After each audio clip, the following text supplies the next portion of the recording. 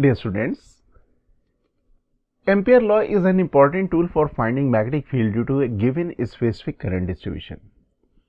We can apply Ampere law if current flow in a symmetrical closed loop or infinite length wire. Ampere law का application हम लोग generalise वे में किसी भी current distribution में नहीं कर सकते। इसका एप्लीकेशन की गाइडलाइंस हमारे पास रिस्ट्रिक्टेड है इनफाइनाइट लेंथ वायर के लिए और किसी भी क्लोज सिमेट्रिकल लूप के लिए।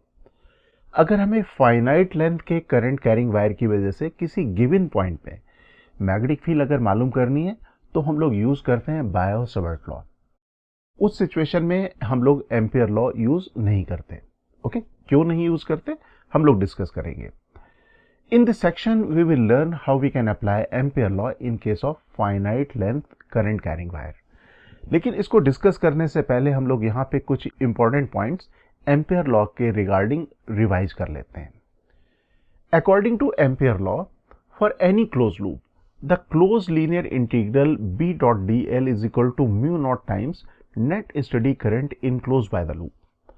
अगर हम लोग इसे मैथमेटिकली लिखना चाहें तो mathematical equation will be close linear integral b dot dl is equal to mu naught multiplied by I enclose. अब यहाँ पे एक डायग्राम ऑब्जर्व करिए। ओके, जो क्लोज कर्व लूप आप देख रहे हैं इसको हम लोग कहते हैं एम्पियर लूप, और इस एम्पियर लूप को क्रॉस कर रहे हैं 3 इनफाइनाइट लेंथ के वायर। साथ साथ यहाँ पे एक क्लोज लूप का सेक्शन भी इस एम्पियर लूप को क्रॉस कर रहा है। Suppose we are interested to find magnetic field at position of the Ampere loop. यहाँ पे एम्पियर लूप में सिचुएटेड किसी भी पॉइंट में अगर हमें मैग्नेटिक फील्ड की वैल्यू मालूम करनी है तो we can use Ampere's law. हम लोग इस एम्पियर लॉ की इक्वेशन को यूज कर सकते हैं। लेकिन राइट हैंड साइड में लिखा हुआ आई enclose is the total current enclose by the Ampere loop, और इसे कैसे कैलकुलेट किया जाता है हम लोगों को मालूम है। We can apply right hand rule, जिसके बारे में हम लोग पहले डिस्कस कर चुके हैं। ओके, लेकिन आई इनक्लोज के बारे में कुछ पॉइंट इंपॉर्टेंट पॉइंट रिवाइज कर लें। This I enclose should not very with the time. जो आई इनक्लोज यहाँ पे लिखा हुआ है ये टाइम के साथ साथ वेरी नहीं करना चाहिए। तो अगर ऐसा टर्म जो टाइम के साथ साथ, ऐसी फिजिकल प्रॉपर्टी जो टाइम के साथ साथ वेरी नहीं कर रही है उसको हम लोग कहते हैं स्टडी प्रॉपर्टी। तो हम लोग यहाँ पे कह सकते हैं आई enclose should be study current. Okay, time के साथ साथ वेरी ना हो। साथ साथ यहाँ पे जो करंट फ्लो हो रही है, जो यहाँ पे वायर्स आप देख रहे हो जो एम्पियर लूप को क्रॉस कर रहे हैं, ये जो वायर्स हैं ये इनफाइनाइट लेंथ के वायर हैं। इसका मतलब स्टडी करंट के साथ साथ जरूरी क्या है कि current flowing in the infinite length wire. अब यहाँ पे एक डायग्राम में एक और भी सिचुएशन शो की गई है, एक इस क्लोज लूप में करंट फ्लो होती हुई। तो हम लोग कह सकते हैं कि अगर ये सिचुएशन ना हो तो at least current flow should be in the close loop, current should flow in A close loop. Okay, लेकिन एक सिचुएशन ऑब्जर्व करिए। Suppose this is a finite length wire and this is the Ampere loop. ये हमारे पास finite length wire है और ये हमारे पास है एम्पियर लूप। अब ये जो फाइनाइट लेंथ वायर है इस वायर में करंट तो हम लोगों ने शो कर दी, but we do not have finite points from where current is coming and from where current is going. इस फाइनाइट लेंथ वायर में करंट तो हम लोगों ने शो की हुई है, लेकिन ये शो नहीं किया करंट कहाँ से आ रही है और करंट कहाँ पे जा रही है। ओके, मैं डायग्राम यहाँ पे कॉपी कर लेता हूँ। ये मैंने यहाँ पे कॉपी कर लिया। जैसे आप यहाँ पे देख सकते हो M और N, these are the end point of the finite length wire. और हम लोग को मालूम है कि current cannot flow in a open wire. अगर करंट किसी वायर में फ्लो कर रही है तो जरूर वो वायर कनेक्ट होना चाहिए किसी बैटरी से या EMF सोर्स से। इसका मतलब ये हुआ कि M और N point should be connected to some EMF source by conducting wires. ये जो हमारे पास M और N पॉइंट है किसी EMF सोर्स या बैटरी से कनेक्ट होना जरूरी है किसी वायर के थ्रू। लेकिन अगर मैं वायर्स के थ्रू इन M और N पॉइंट को बैटरी से कनेक्ट कर दूंगा तो ये जो वायर्स हैं ये एम्पियर लूप की पोजीशन में अपनी मैग्नेटिक फील्ड भी क्रिएट करेंगे। सपोज ये मैंने कनेक्ट कर दिया और यहाँ पे हम लोग इंटरेस्टेड थे कैलकुलेट करना magnetic field due to this finite length wire at any position of the Ampere loop. और हम लोग को मालूम है कि इस इक्वेशन में जो हमारे पास B अपेयर हो रहा है, ये वाली एम्पियर लॉ इक्वेशन में B is the magnetic field due to the all current carrying wire present inside as well as outside. तो यहाँ पे जो हमारे पास कनेक्टिंग वायर्स आ गए हैं, ये वाले जो कनेक्टिंग वायर्स बैटरी से कनेक्ट कर रहे होंगे, ये अपनी मैग्नेटिक फील्ड क्रिएट करेंगे और जो हमें मैग्नेटिक फील्ड कैलकुलेट करने के बाद आएगी एम्पियर लूप की पोजीशन में, that magnetic field will not due to this straight wire, this magnetic field will be this straight wire as well as these connecting wires. इसका मतलब हम लोग यहाँ पे एम्पियर लॉ डायरेक्टली यूज नहीं कर सकते, डायरेक्टली अप्लाई नहीं कर सकते। अब हम लोग यहाँ पे बात करते हैं इनफाइनाइट लेंथ वायर।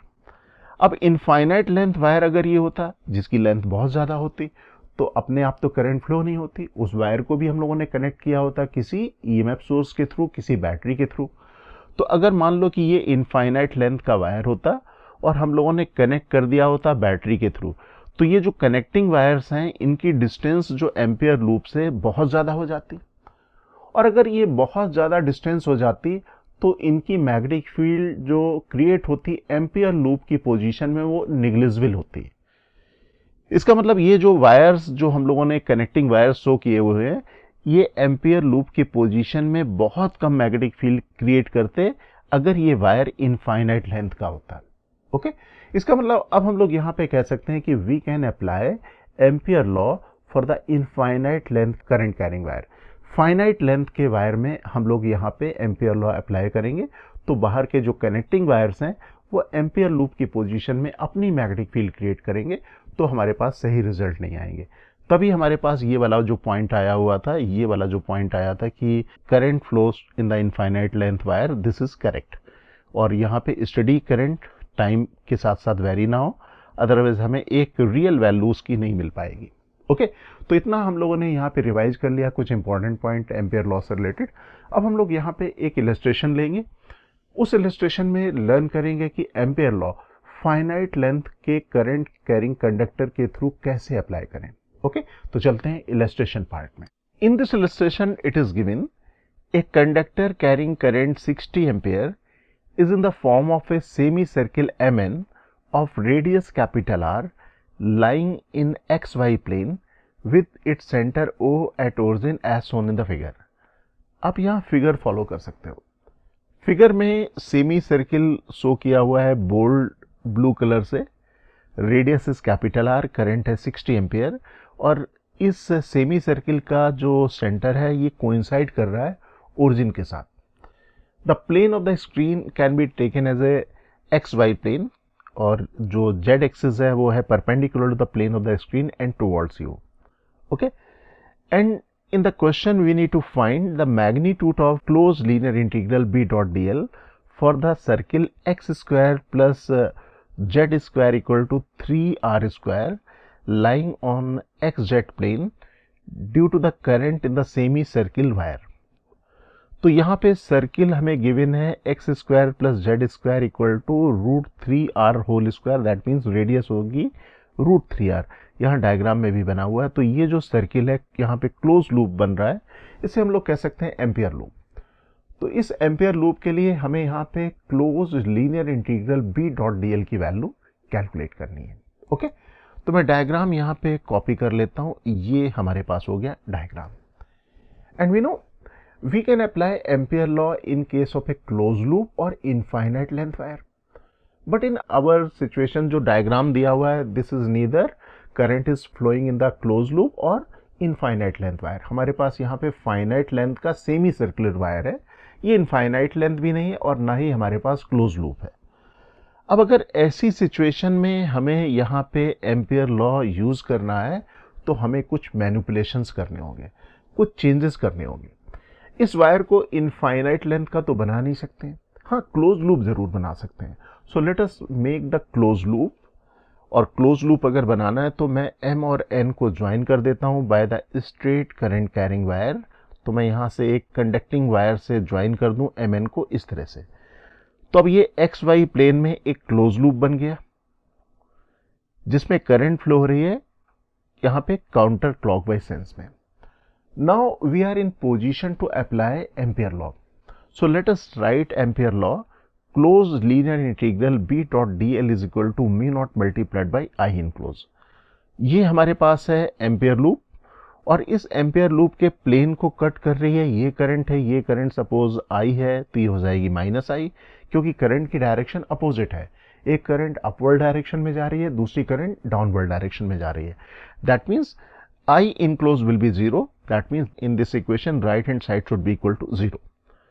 अब राइट हैंड साइड यहां पे जीरो हो गया, तो हम लोग कह सकते हैं कि अगर यहाँ पे ये जो क्लोज लीनियर इंटीग्रल, अब हम लोग इस लूप को दो पार्ट में डिवाइड कर लें। One is the semi circular part और दूसरा हो गया स्ट्रेट पार्ट। तो suppose the close linear integral B dot D L for this close loop, ये जो सर्किल है इस क्लोज लूप में सपोज इस सेमी सर्कुलर वायर की वजह से बी डॉट डी एल की वैल्यू हमारे पास आ रही है सपोज एक्स। तो ये जो स्ट्रेट वायर है इसकी वजह से close linear integral B dot D L in this close path और close loop should be equal to minus X. यहाँ पे माइनस एक्स होना जरूरी है, तभी हमारे पास यहाँ पे राइट हैंड साइड में जीरो आएगा।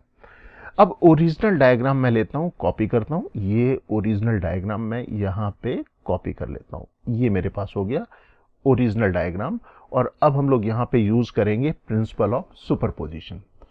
तो सपोज मैं यहाँ पे जो ओरिजिनल डायग्राम है उसमें एम एन को ऐसे क्लोज कर दूं जैसे अभी किया था। तो मैंने सपोज ये एक कंडक्टिंग वायर से क्लोज कर दिया तो ये क्लोज लूप बनने लगा।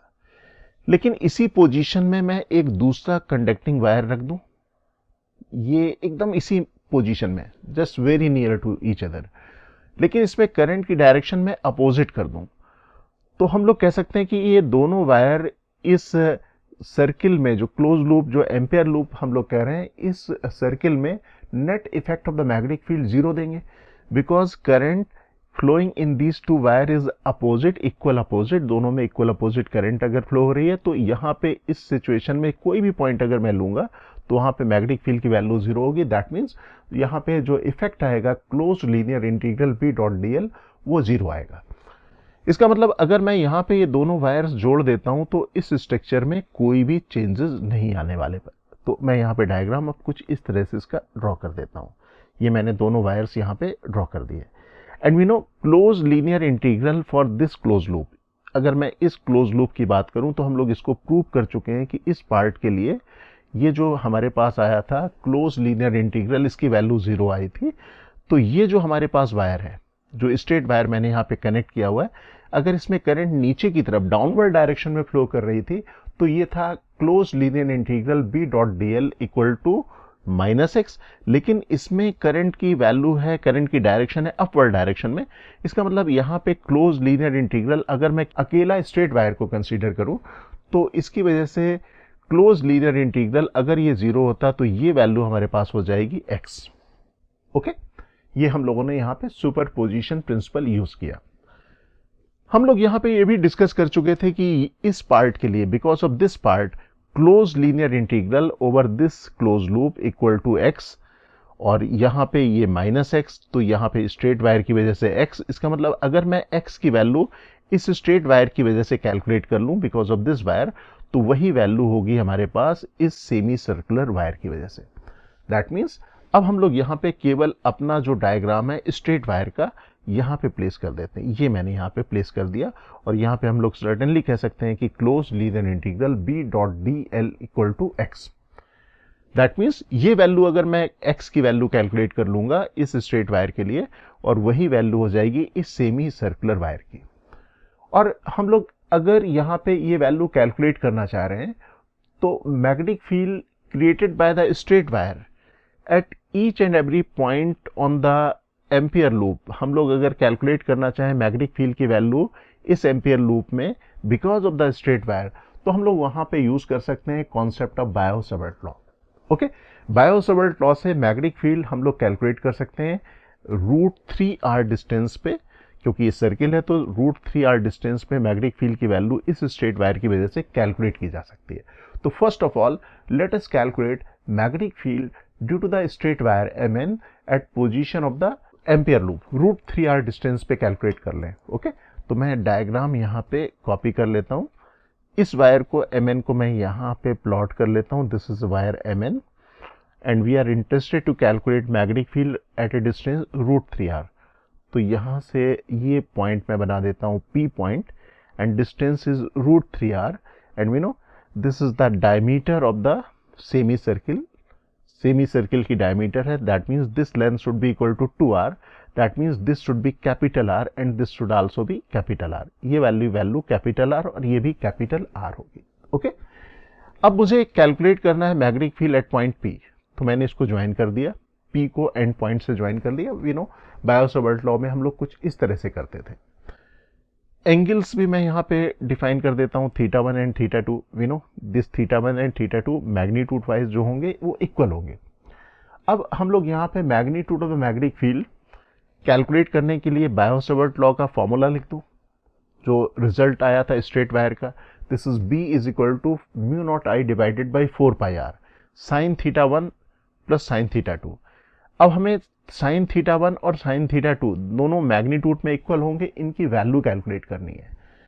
We know this is a right angle triangle, ये हमारे पास है राइट एंगल ट्रायंगल। मैं यहाँ पे ये स्पॉट कर देता हूँ राइट एंगल ट्रायंगल, और ये है this side is √3r, this is r, that means from Pythagoras we can find this distance. This distance should be equal to under √3r whole square plus r square.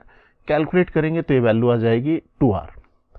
Now in this right angle triangle sin θ1 is equal to sin θ2, दोनों equal होंगे और उसकी value हो जाएगी capital R divided by 2r, that is equal to 1/2। तो ये value हो गई 1/2, this is also 1/2। Capital I की वैल्यू हम लोग को मालूम है और small r is the distance, this is equal to √3r।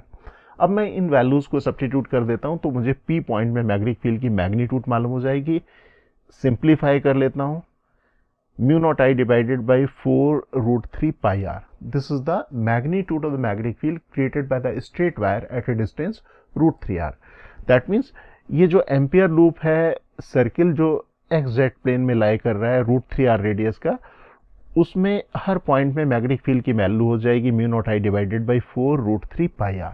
Okay, अब हम लोग यहाँ पे B.dl closed linear integral calculate कर लेते हैं इस पाथ के लिए, सर्कुलर क्लोज लूप के लिए। Okay, now let us assume we are moving in the counter clockwise sense.